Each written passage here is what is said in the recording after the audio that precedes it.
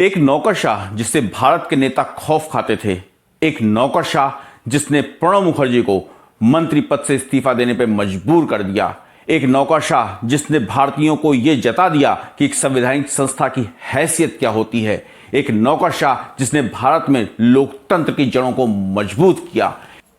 वह नौकरशाह जिसने कभी यह कहा था, आई ईट पॉलिटिशियंस इन माई ब्रेकफास्ट, यानी मैं नाश्ते में राजनेताओं को खाता हूं। नमस्कार, मैं हूं विवेक और आज बात होगी भारत के 10वें चुनाव आयुक्त टी.एन. शेषन की, तो वीडियो के अंत तक बने रहिए। शेषन का जन्म साल 1932 में हुआ था और 12वीं तक की पढ़ाई उनकी गवर्नमेंट विक्टोरिया कॉलेज पटक्कल में हुई थी। इत्तेफाक देखिए कि उस वक्त उनके सहपाठी थे एक और लेजेंड मेट्रोमैन ई श्रीधरन। बाद में शेषन मद्रास क्रिश्चियन कॉलेज से फिजिक्स ऑनर में ग्रेजुएट हुए। साल 1954 में उन्होंने यूपीएससी टॉप किया और तमिलनाडु कैडर को ज्वाइन किया। 1990 में टी.एन. शेषन भारत के 10वें मुख्य चुनाव आयुक्त बनते हैं। उनकी नियुक्ति में चंद्रशेखर सरकार में कानून और वाणिज्य मंत्री सुब्रमण्यम स्वामी का अहम भूमिका थी। इन दोनों की दोस्ती हार्वर्ड विश्वविद्यालय से थी, जहां पे भारत सरकार ने टी.एन. शेषन को पढ़ने के लिए भेजा था और स्वामी उस वक्त वहां पढ़ा रहे थे।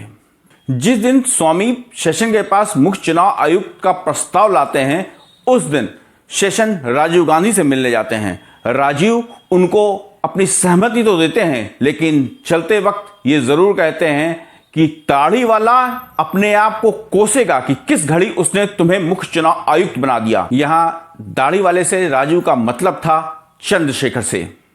चुनाव आयुक्त बनते ही शेषन के पास वैधानिक शक्तियां आ गईं, जो उन्हें मिलती हैं संविधान से। अब उन्हें सरकार से डरने की कोई आवश्यकता नहीं थी। 1991 के लोकसभा चुनाव और उसके बाद हुए तमाम विधानसभा चुनाव में शेषन का असर दिखा। जहां भी चुनाव में गड़बड़ी की शिकायत मिलती, शेषन वहां पे चुनाव रुकवा के नए सिरे से चुनाव करवाने की घोषणा कर देते।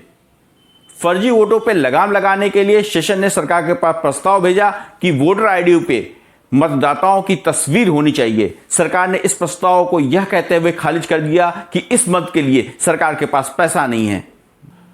शेषन मानने वाले शख्स तो थे नहीं। अंततोगत्वा सरकार 1993 से फोटो वाले पहचान पत्रों को जारी करती है। इलेक्शन कमीशन की संवैधानिक हैसियत नियंत्रक और महालेखा परीक्षक कैग और सुप्रीम कोर्ट की तरह होती है, जहां पे सरकार की कोई दखलंदाजी नहीं हो सकती। इसलिए स्वतंत्र और निष्पक्ष चुनाव कराने के लिए चुनाव आयोग आजाद है। पर राजनीतिक पार्टियां चुनाव आयोग के इस रूप से परेशान थीं। मामला सुप्रीम कोर्ट पहुंचा और शेषन ने भी घोषणा कर दी कि जब तक चुनाव आयोग की संवैधानिक स्थिति स्पष्ट नहीं हो जाती, तब तक भारत में चुनाव ही नहीं होंगे। इसके चलते नरसिम्हा राव सरकार में वाणिज्य मंत्री रहे प्रणब मुखर्जी के सामने एक समस्या उत्पन्न हो गई। मंत्री पद की शपथ लेते वक्त प्रणब दा संसद के सदस्य नहीं थे। जैसा कि नियम है कि 6 महीने के अंदर संसद का सदस्य बनना अनिवार्य है। बंगाल में राज्यसभा के चुनाव होने थे, जहां से प्रणब मुखर्जी का जीतना लगभग तय था, लेकिन चुनाव न होने की वजह से उनको अपने पद से इस्तीफा देना पड़ा। बंगाल के मुख्यमंत्री ज्योति बसु इस प्रकरण से इतने नाराज हो गए कि उन्होंने टी.एन. शेषन को पागल कुत्ता कह दिया।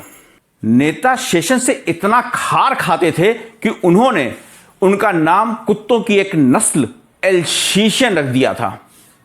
1995 में बिहार में हुए चुनाव पे मिल रही शिकायतों पे टी.एन. शेषन ने चुनाव को खारिज कर दिया, जिस पे लालू ने नारा दिया था, Seshan versus the nation. Seshan पे नकेल कसने की कई कोशिश हुई।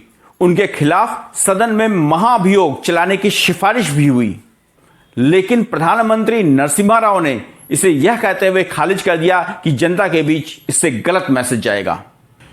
लेकिन फिर भी राव ने एक दूसरा रास्ता निकाल लिया। संविधान के अनुसार चुनाव आयोग सरकार के अधीन भले ही ना हो, लेकिन ऐसा कोई कानून नहीं है जो यह कहता हो केवल एक ही चुनाव आयुक्त हो सकता है। राव ने एम.एस. गिल और जी.वी. कृष्णमूर्ति को एक अध्यादेश के माध्यम से अतिरिक्त चुनाव आयुक्त बनाया और इस तरह उन्होंने टी.एन. शेषन की शक्तियों को 1/3 कर दिया। शेषन सुप्रीम कोर्ट गए और सुप्रीम कोर्ट ने भी यहां पे सरकार के पक्ष को वैध माना। 1996 में मुख्य चुनाव आयुक्त के रूप में उनका कार्यकाल समाप्त हुआ। 1997 में शेषन राष्ट्रपति पद का चुनाव लड़ते हैं, लेकिन उनको मात्र 5% ही वोट मिलते हैं। साल 2019 में उन्होंने अपनी अंतिम सांसें ली। शेषन के काल को चुनाव आयोग का स्वर्णिम काल कहा जाता है।